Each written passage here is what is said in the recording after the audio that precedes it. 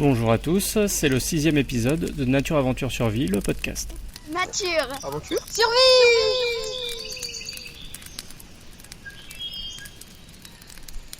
Les techniques de survie et de bushcraft que l'on étudie de nos jours sont directement héritées de celles de nos ancêtres. Mais quand on parle de nos ancêtres, il faut parfois réexpliquer ce qu'a été l'évolution de l'homme. C'est pour ça qu'aujourd'hui, j'ai le plaisir d'interviewer un spécialiste de la préhistoire.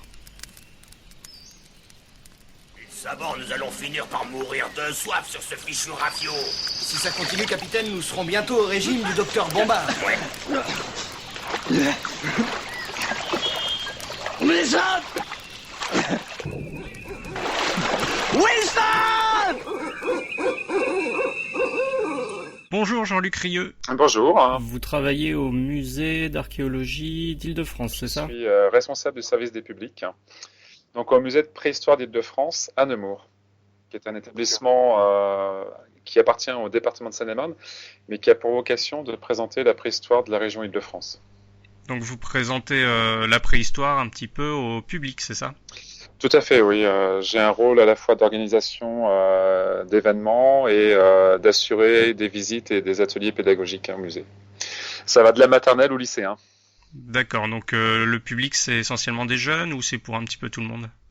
Alors ça dépend les périodes. En période scolaire, on accueille essentiellement des classes plutôt de primaire, même si on essaye de faire des actions ponctuelles, notamment via des preuves de SVT pour des collèges ou des lycées. Et là, en période d'été, on assure des animations pour le grand public, familial, touriste. Comment est-ce que vous définiriez la préhistoire ? Alors la préhistoire, elle se définit par rapport au fait qu'on est en rapport avec l'homme. C'est souvent malheureusement une confusion entre la terminologie préhistoire, c'est avant l'écriture, après histoire, avant l'histoire donc. Et malheureusement dans beaucoup d'ouvrages ou dans l'inconscient des gens, on fait remonter ça jusqu'à l'origine de la vie sur la Terre. Et nous, on fait bien la différence entre ce qui est de la paléontologie et qui est du ressort des paléontologues et qui vont étudier tout ce qui est avant l'homme pratiquement. Jusqu'à un moment donné où l'homme est présent sur la Terre et on va donc parler à ce moment-là de préhistoire pour toutes ces longues périodes du temps où l'homme n'a pas d'écriture. Alors ça pose un souci, c'est quand est-ce qu'on fait commencer la préhistoire, quand est-ce qu'on peut parler d'homme ? Et comme l'écriture n'apparaît pas partout en même temps sur toute la planète, en fonction des pays où on se trouve, l'arrêt de la préhistoire et donc le début de l'histoire n'est pas forcément aux mêmes dates. Alors grosso modo, quelle date est-ce qu'on pourrait donner pour une moyenne pour la fin de la préhistoire ? Alors, c'est gros souci, c'est qu'on peut parler des toutes premières écritures il y a 3000 ans en Mésopotamie, comme on pourrait dire qu'encore à l'heure actuelle, dans certaines populations dites entre guillemets primitives, je mets beaucoup de guillemets là-dessus, des populations qui ont eu encore des modes de vie très proches pour certains, avec des outils en pierre, par exemple en Nouvelle-Guinée, et qui ont pratiquement pas l'écriture il y a une vingtaine d'années. C'est vrai qu'actuellement, les explorations, les découvertes, les échanges font que ces populations sont passées de la préhistoire au XXIe siècle en à peine une génération. En ce qui concerne les hommes préhistoriques, on entend parler par exemple de Lucie, on a Toumaï également. En réalité, on parle de quelles espèces lorsqu'on se réfère aux hommes préhistoriques ? Alors, ça c'est le gros souci des paléontologues, c'est que quand ils vont aux paléoanthropologues pour être plus précis, ils vont définir des critères d'espèces uniquement à partir des squelettes, alors que tous les naturalistes utilisent le domaine du vivant et différencient notamment par le fait qu'une même espèce, c'est parce qu'ils sont interféconds entre eux. Malheureusement, nous, on n'a plus que le squelette. Donc, ça va être sur des critères anatomiques que vont se faire ces distinctions et que les classifications se font en fonction de la morphologie, souvent du crâne. C'est le principal élément qui va déterminer les différenciations entre espèces. En fonction du volume du cerveau, de la face plus ou moins avancée, plus ou moins prognathe, la présence de bourrelets susorbitaires, la morphologie des dents aussi, et puis surtout, ce qui va faire la grande distinction par rapport au grand singe, c'est la position du trou occipital pour déterminer l'apibétie. D'où le fait, ce qui est assez étonnant, on prend Toumaï, il a plus de 7 millions d'années, le crâne montre un trou occipital assez centré qui ferait qu'il serait bipède. Et quand on réfléchit bien, il n'y a plus de temps qui sépare Toumaï de Lucie que de Lucie à nous. Et malheureusement, il y a des grands vides au niveau des fossiles entre Toumaï et Lucie. À part quelques restes par-ci par-là de squelettes, on n'a pas beaucoup d'éléments.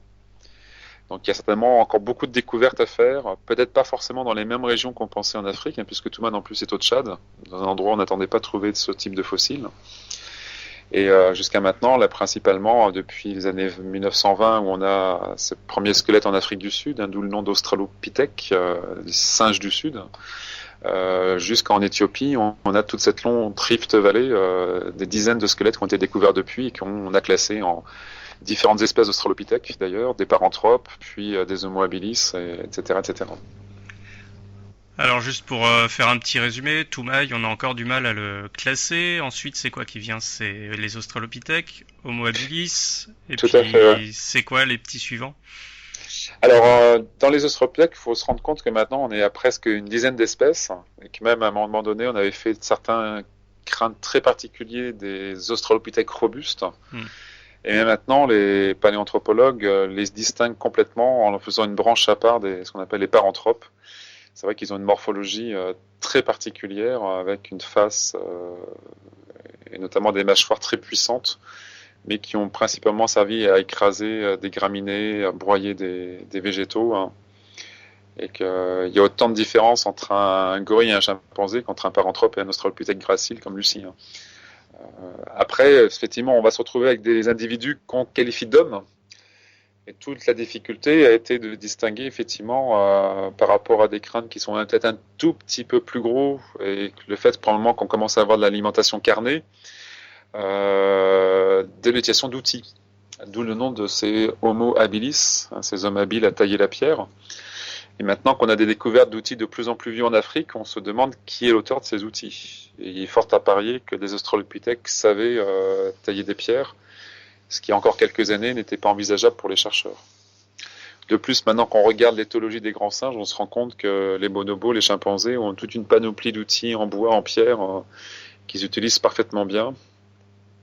Par contre, jusqu'à maintenant, je ne pense pas qu'on ait des chimpanzés qui taillent des pierres, par contre. Ça arrivera peut-être un jour. Qui sait? Après tout, ils ont des mœurs quand même assez particuliers, donc tout à fait, ils sont voilà. assez curieux. Voilà, et ils ont des comportements très sociaux, toute une hiérarchie, un langage très développé, et donc l'utilisation de brindilles pour chercher des termites, de pierres pour broyer des noix, de bâtons pour se défendre. Il y a même certains types de chimpanzés qui chassent. On s'attendait pas à ce qu'ils mangent de la viande et qu'ils chassent. C'est assez étonnant. Ouais, puis l'usage des outils en bois, en fait, ça pose aussi la question de savoir qu'est-ce qui a été conservé comme outil par le registre fossile, quoi. Complètement. Là, on n'a plus que les éléments minéraux. Tout ce qui est organique a disparu. Et on serait, à mon avis, surpris si on avait la chance de retrouver tous ces éléments-là aujourd'hui. Ouais. Enfin, en tout cas, de la variabilité et de la grande quantité de choses qui a dû être utilisées en bois. Donc, malheureusement, aujourd'hui, on a complètement tous ces éléments ont disparu. Alors on va juste faire un petit point sur l'évolution de l'homme, parce que quand on parle évolution de l'homme, il y a un schéma qui vient immédiatement dans la tête des gens. C'est ce schéma du petit singe qui se redresse, et ensuite on voit un australopithèque, ensuite on voit un habilis, on voit un erectus ou un ergaster, et puis enfin on termine par Homo sapiens. Oui. Alors qu'est-ce que vous pouvez en dire sur ce schéma-là? Alors, c'est vrai qu'il est en plus mis à toutes les sauces, toutes les publicités. Il en existe des dizaines d'exemplaires, des fois avec beaucoup d'humour pour certains. Et malheureusement, ils sont tous entièrement faux dans la façon dont, d'une part, on voit quelque chose de uniquement linéaire, et qu'une espèce succéderait à l'autre, et qui en même temps se redresserait progressivement pour arriver à un stade complètement vertical. C'est un schéma très 19e siècle dans essayer de mettre des chaînons manquants dans l'évolution du singe à l'homme. Un singe ne donnera jamais un homme. On le voit bien que les mêmes Toumaï et les Australopithèques qui sont déjà parfaitement bipèdes. Donc déjà, il faudrait qu'ils tous soient bien droits et debout et pas courbés. Et qu'après, en plus, ils sont pas linéaires, mais ça fait vraiment un buisson. Il y en a plein d'espèces comme ça qui des fois vont cohabiter et vivre dans les mêmes espaces-temps. Et puis, certains vont évoluer, d'autres vont disparaître. Et ce qui est troublant, c'est qu'aujourd'hui, on a beau regarder sur la planète, on n'est plus qu'une seule espèce. Alors très dynamique au niveau reproduction puisqu'on est plus de 7 milliards, mais on est tout seul. Alors qu'il y a 50 000 ans, un Néandertal était une autre espèce contemporaine de la nôtre. Donc c'est ça aussi qui est troublant, de se dire qu'à un moment donné, on était plusieurs espèces d'hominidés, et parfois avec beaucoup de différences. Et aujourd'hui, même si on a des couleurs de peau, de cheveux, des yeux qui changent, au niveau squelette, il n'y a pas de grande différence. À part des gens très pointus qui arriveront à dire celui-ci est plutôt de type caucasien et celui-là de type plus africain, et encore... quand on voit, elle date un peu maintenant cette exposition, mais l'exposition de Tous parents, tous différents, tous les squelettes alignés les uns à côté des autres qui est dans cette exposition, on serait bien incapable de dire de quel type humain il s'agissait. Pour pas employer surtout le mot de race, parce que ça aussi c'est encore un gros souci de vouloir distinguer dans la population humaine des races qui n'existent pas. Justement, quand vous parlez de la coexistence de différentes espèces, il y a encore environ 20 000 ans, 20 000 ans ou 40 000 ans, je sais plus, il y avait Néandertal et Sapiens qui cohabitaient probablement. Tout à fait, 40 000 ans, ça c'est sûr. 20 000 ans, malheureusement, on n'a plus du tout de traces de Néandertal pour ces dates-là. Donc il a déjà certainement complètement disparu. Alors 40 000 ans, c'est un élément charnière dans cette histoire de l'humanité, c'est que Homo sapiens commence à envahir des territoires sur lesquels vivaient les Néandertaliens. Et toute la grande question a été, qu'est-ce qui se passe à ce moment-là? Pourquoi on ne retrouve plus de restes de Néandertaliens après? Qu'est-ce qu'ils sont devenus? Donc pendant un temps, ça a été le remplacement, l'évitement, le massacre éventuellement. Et maintenant, les analyses ADN qu'on peut avoir montrent qu'il y a eu au moins pendant un temps une cohabitation et surtout un métissage qui s'est fait à certaines périodes. Chose qui n'était pas tellement envisageable et envisagée. Ou, comme c'est le cas malheureusement pour certaines barrières génétiques au niveau des animaux, des espèces qui étant trop éloignées les unes des autres vont faire que quand on arrive à les faire se croiser aujourd'hui de façon un peu artificielle entre un lion et une tigresse, on arrive à avoir des petits mais qui sont stériles. Est-ce que ce phénomène-là aurait pu être évoqué entre Néandertal et Sapiens qui se sont quand même séparés il y a plusieurs dizaines de milliers d'années? On aurait deux espèces qui auraient évolué parallèlement et qui seraient devenues pas complètement interféconds ensuite. Là, visiblement, le reste de gènes qu'on peut avoir dans nous de Néandertaliens laisserait supposer qu'il y a eu une interfécondité sans problème. L'homme de Néandertal, ce serait une espèce différente de l'Homo sapiens. Tout à fait. Par contre, l'homme de Cro-Magnon, c'est un Homo sapiens. Ah, c'est un Homo sapiens. Le nom est devenu célèbre à cause de l'abri, Cro, qui veut dire le trou en langue en Dordogne. On appelle les crocs tous les petits trous dans les cavités, dans les grottes. Et Magnon était le nom du propriétaire de la grotte. Donc, Monsieur Magnon a donné son nom à ce squelette qui est devenu très célèbre à l'époque, qui était le premier squelette de type Homo sapiens trouvé contemporain dans ces industries particulières et surtout de toute l'art préhistorique qu'il y avait dans la vallée de la Dordogne et de la Vézère. Quand on s'intéresse à la survie et à ce qu'on appelle le bushcraft, parfois on fait appel à des techniques primitives pour fabriquer des objets. Tout à fait. Par exemple, Lloyd Sporen, il fabrique parfois des haches inspirées de ce qui se faisait bien avant. Tout à fait, oui. Donc les premiers outils, en fait, qu'est-ce qu'on considère comme étant les premiers outils de l'homme ou du moins des hominidés? Alors, c'est ceux qu'on va pouvoir interpréter dans les fouilles archéologiques comme étant une transformation volontaire par l'homme. Donc c'est souvent des pierres qui ont été fracturées intentionnellement pour chercher des tranchants. Alors tranchants dont on n'a pas toujours forcément la fonction derrière.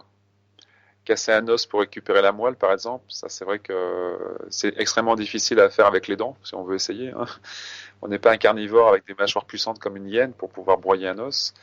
Ça peut être un instrument pour découper du bois, donc on va essayer de se faire un épieu pour la chasse ou pour se défendre, ou aussi penser à déterrer des tubercules dans le sol pour aller chercher des racines comestibles.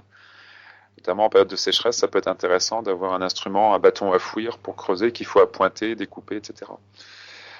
Donc c'est pour les chercheurs souvent des galets qui ont été fracturés intentionnellement, où on voit les traces de percussion et on voit qu'il y a eu des enlèvements intentionnels pour faire ces tout premiers outils comme ça, dans lesquels on va avoir des pierres qui ont été sélectionnées souvent parce qu'elles peuvent se casser, et que d'autre part, quand la fracture est obtenue, elles offrent un bord suffisamment tranchant pour pouvoir découper et travailler avec. C'est pas la propriété forcément de toutes les roches, à la fois de pouvoir se casser comme il faut, de façon intentionnelle, et qu'en même temps, elles offrent des tranchants efficaces. Et donc ces premiers galets aménagés, on les fait remonter à qui? Australopithèque? Maintenant, avec des datations sur certains sites en Afrique, là dernièrement, une équipe française a trouvé, je crois, près de 3 millions d'années, au niveau des couches géologiques dans lesquelles étaient ces pierres, des outils. Et 3 millions d'années, il n'y a que des australopithèques connus. Donc, même si on n'a pas la main de l'australopithèque qui tient l'outil, à moins de trouver une nouvelle espèce, mais il est fort probable que certains australopithèques ont commencé à fracturer des pierres, ce qui n'est pas complètement aberrant quand on suppose qu'ils ont pris des pierres pour fracturer,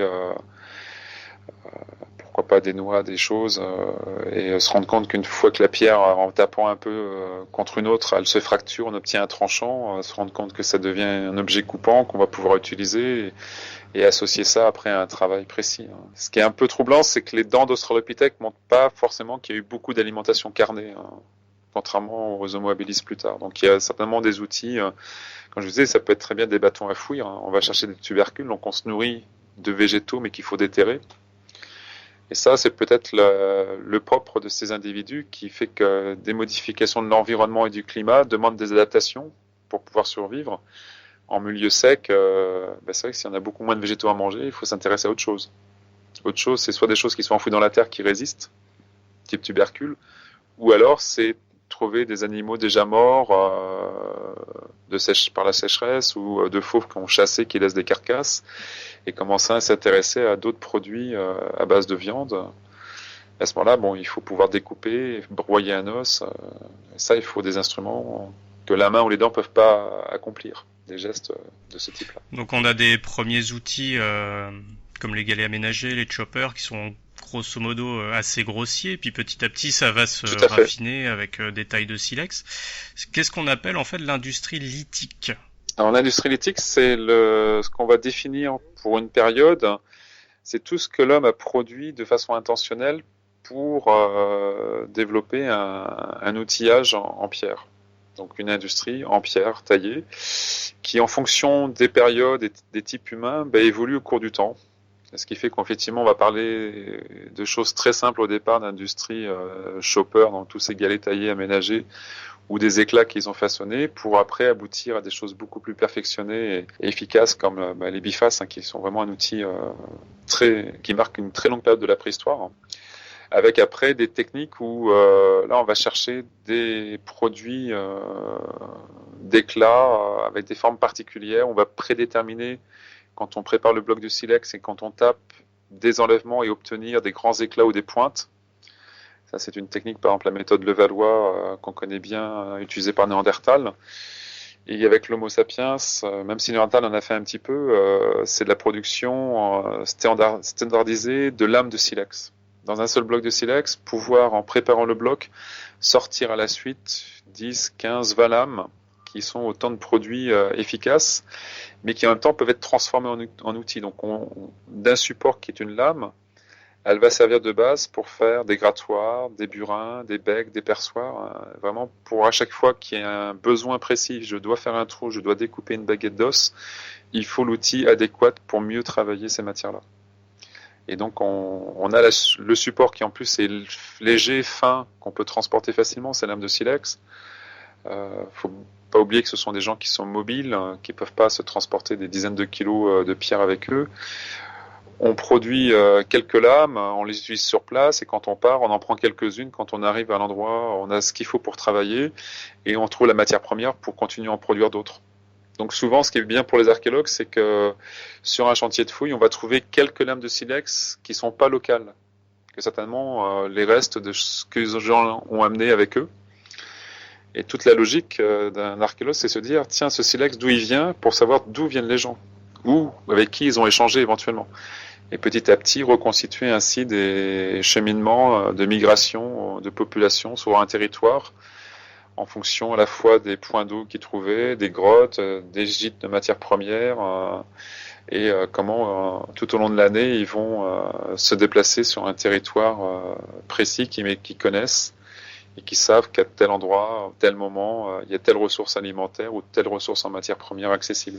Ça montre aussi un peu à l'inverse souvent cette image de l'homme préhistorique qui erre, qui essaye de survivre à une nature hostile, alors que ce sont des gens qui vivent et qui maîtrisent assez bien leur environnement et leur connaissance de tout ça. Et justement, plutôt que de errer dans la nature, on les appelle les chasseurs-cueilleurs. Alors, est-ce qu'ils sont plus chasseurs ou est-ce qu'ils sont plus cueilleurs au final? Ben ça, c'est encore, on retombe dans le même problème des conservations. Hein. C'est que malheureusement, la cueillette laisse pas beaucoup de traces. La cueillette aussi, elle est tributaire du climat. Quand on est en période glaciaire, il y a que très peu de moments dans l'année où on peut cueillir et se nourrir de végétaux. Et donc les archéologues, ce qu'ils trouvent essentiellement, c'est les restes d'animaux chassés. Hein.